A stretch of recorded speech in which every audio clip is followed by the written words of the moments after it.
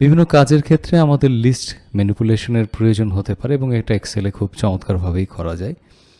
যেমন ধরা যাক এখানে ইমরান হোসেন বলে যে ক্যান্ডিডেট আছে, সে এই ইউনিভার্সিটিতে থাকছে না, অন্য ইউনিভার্সিটিতে ভর্তি হয়েছে। সেক্ষেত্রে তার নামটি বাদ দিতে হবে। পাশাপাশি যতগুলো নিচের সেল আছে সেগুলো সে অনুযায়ী শিফট হবে। এক্ষেত্রে আমরা এই তিনটে data, registration number, first name, last name select করলাম। এবার আমাদের হোম ট্যাব থেকে ডিলিট থেকে আমরা ডিলিট সেল করতে পারি। এখানে প্রেস করলে কোশ্চেন হচ্ছে যে আমাদের ডান পাশের সেলগুলো কি বাম পাশে আসবে না নিচের সেলগুলো উপরে চলে আসবে। আমরা বলে দিচ্ছি যে নিচের সেলগুলো উপরে আসবে। এখানে এন্টার রোটাকেও ডিলিট করা যেত, এন্টার কলামটাকেও ডিলিট করা যেত। আমরা ওকেতে প্রেস করি।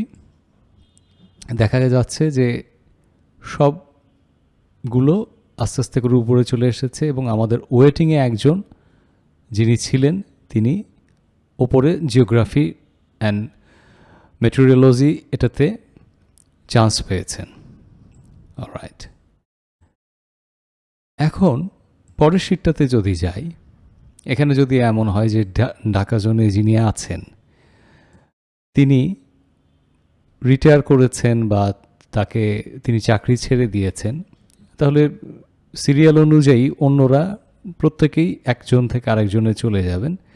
তো এটাকে সিলেক্ট করলাম, এই ইমরান হোসেনের ডেটাটাকে।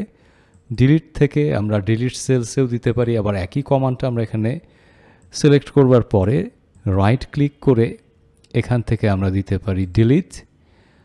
এবার যদি আমরা শিফট সেলস আপ না করে শিফট সেলস লেফট এই অপশনটাতে দিই, ওকেতে প্রেস করি, তাহলে দেখা যাবে ফরহাদ রেজা থেকে শুরু করে অন্যরা সব শিফট হয়েছে এবং আমাদের খুলনা জোনটা এখন এমটি ভ্যাকেন্ট আছে। এখানে আবার নতুন আরেকজনকে দেওয়ার সুযোগ আছে।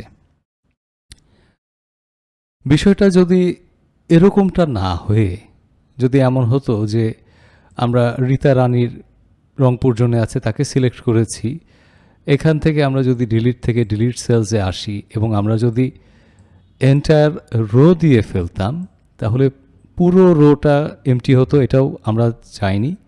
অথবা আমরা যদি ডিলিট সেল দিয়ে এখান থেকে এন্টায়ার কলাম দিয়ে ফেলতাম তাহলে এফ কলামটাকে খেয়াল করেন, টোটালি এটা কিন্তু ডিলিট হয়ে যেত। এটাও প্রয়োজন হলে আমরা করতে পারি, যেটা আবার খুব সহজে রাইট ক্লিক করে কলাম নেমের উপর থেকে বা রো নাম্বারের উপর থেকে রাইট ক্লিক করে আমরা করতে পারি। আমি আনডুতে প্রেস করে ঠিক আগে যে অবস্থায় আছে সেই অবস্থায় নিয়ে আসছি। ব্যাপারটা যদি এমন হয় যে এটা সার্কুলার, অর্থাৎ ঢাকা জোন থেকে তিনি আবার খুলনা জোনে যাবেন এবং অন্যরাও আবার অ্যান্টি ক্লকওয়াইজ, মানে ফরহাদ সাহেব এখানে চলে আসবেন, লিটন সাহেব চিটাগাংয়ে চলে আসবেন, এমন যদি হতো তাহলে সেটা আমরা কিভাবে করতে পারতাম একটু আমরা খেয়াল করি। ইমরান হোসেন এই সেলটাকে আমরা সিলেক্ট করছি, ইমরান হোসেনের যে ইনফরমেশনটা। এবার এখান থেকে যদি আমরা কাটে প্রেস করি, কাটে প্রেস করবার পরে আমরা যদি আমাদের যে সেল আছে সেখানে রাইট ক্লিক করে যদি আমরা এখান থেকে ইনসার্ট কাট সেলস, এখানে পেস্ট কিন্তু নয়, আমরা দিতে চাচ্ছি ইনসার্ট কাট সেলস, এখানে যদি প্রেস করি তাহলে খেয়াল করেন ইমরান হোসেন কিন্তু এখন সবার শেষে এবং ফরহাদ সাহেব তিনি সবার আগে চলে গেছেন। আমি আবার বিষয়টা করে দেখাচ্ছি। এইটাকে আমরা সিলেক্ট করলাম, এনার ফরহাদ রেজার তথ্যকে সিলেক্ট করলাম, এখান থেকে কাটে প্রেস করলাম, কিন্তু সবার শেষে গিয়ে একদম সবার শেষের এই বরাবর গিয়ে আমরা এখানে রেখে কনটেক্সট মেনু থেকে রাইট ক্লিক করে এখান থেকে আমরা দিচ্ছি ইনসার্ট কাট সেলস। ঠিক সেই ক্ষেত্রে এই শিফটিংটা হয়। আবার যদি এমন হতো যে লিটন মিয়াকে এনাকে আমরা কাট করলাম, করবার পরে আমরা যদি রবীন্দ্র রয়ের এই জায়গাটাতে নিয়ে এসে রাইট ক্লিক করে ইনসার্ট কাট সেল দেই, তাহলে লিটন মিয়া কিন্তু রবীন্দ্র রয়ের আগে চলে এসেছেন। একই কাজটা যদি আমরা এখানটায় দেখি, আমরা এখানটাতে আব্দুল জলিল তাকে সিলেক্ট করলাম, তার রেজিস্ট্রেশন নাম্বার সহ ওনাকে আমরা কাট করছি, করে ওনাকে আমরা নিয়ে যাচ্ছি সে ফিজিক্সে, এবং এখানে ধরা যাক তারেক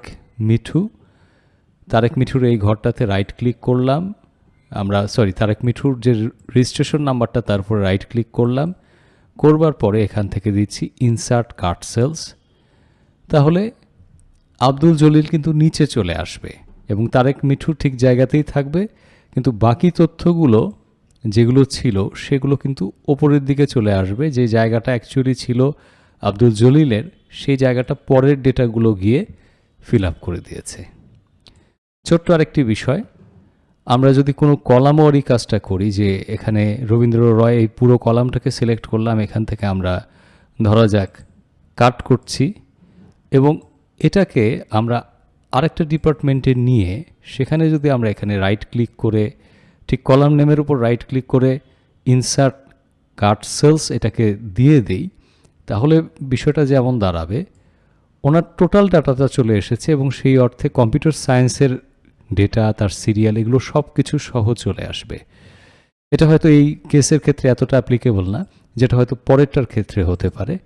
এখানে যেমন আমি চাচ্ছি যে এখানে রাজশাহী যে জোনটা আছে সেটা ঢাকা চিটাগাংয়ের পরই রাজশাহীটা আসবে, সেক্ষেত্রে রাজশাহী জোন এই পুরো কলামটাকে সিলেক্ট করলাম। এখান থেকে আমরা কি করছি, কাটে ক্লিক করছি বা সিলেক্ট করেছি এখান থেকে, এখানে কাটে প্রেস করছি এবং ডি কলামের ওপরে রাইট ক্লিক করে আমরা এখান থেকে যদি পেস্ট না দিয়ে এখান থেকে আমরা ইনসার্ট কাট সেলস দিই, তাহলে কি হলো, সিলেট জোনের আগে আমাদের রাজশাহী চলে আসলো। আর যদি রংপুরটাকে সিলেক্ট করে আমরা এখানে আমরা কাট করলাম এবং বরিশালের উপরে দিয়ে আমরা পেস্ট করে দিলাম, তাহলে কিন্তু বরিশাল চলে গেল, বরিশাল মানে ক্লিন হয়ে গেল এবং রংপুরের জায়গাটা সেটা ফাঁকা হয়ে গেল।